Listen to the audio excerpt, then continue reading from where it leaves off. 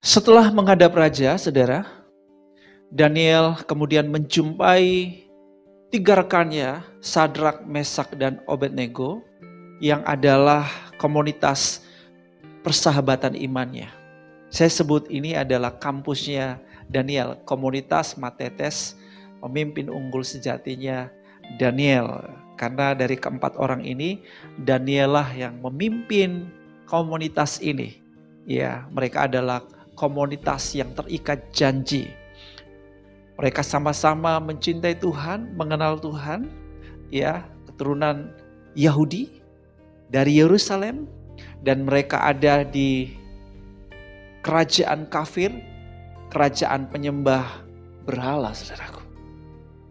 Mereka bisa menjalani kehidupan iman yang teguh, yang solid, walaupun di bawah ancaman risiko-risiko kematian. Tapi mereka tetap mempertahankan iman mereka begitu luar biasa sekali. Karena saya yakin, saya percaya, mereka saling menguatkan di antara mereka. Mereka saling mendoakan, mereka saling membangun. Ya, jadi saya percaya kekuatan komunitas inilah yang membuat mereka, saudaraku yang kasih, terus bertumbuh imannya juga, terus kuat.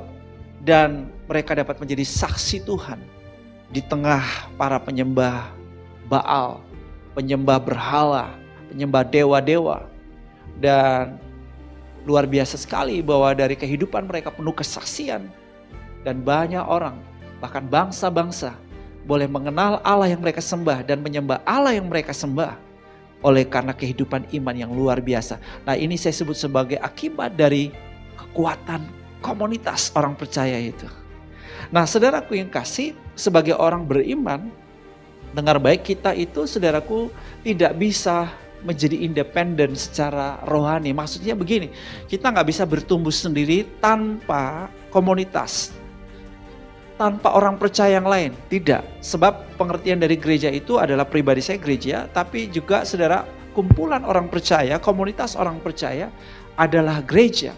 Dan saudara, ini polanya Tuhan, bahwa Tuhan, saudaraku, juga mau kita ini terhisap menjadi bagian daripada tubuh Kristus, bersekutu satu dengan yang lain. Untuk apa? Kita bisa saling membangun, saling menguatkan, saling menasihati, ya, saling mendoakan. Seperti itu, ya. Ini adalah kehidupan gereja yang Tuhan inginkan.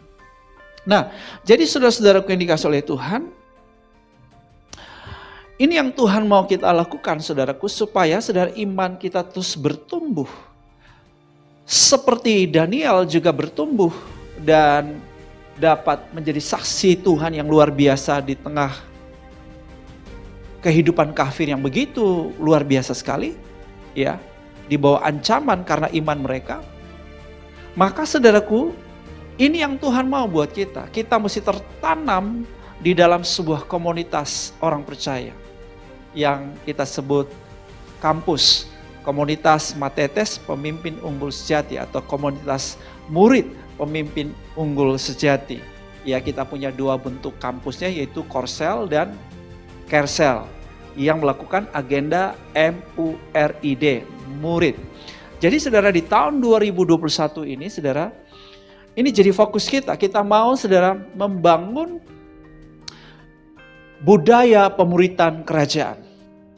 Budaya artinya sudah menjadi gaya hidup kita, itu tradisi kita. Kita menjadi gereja pemuritan.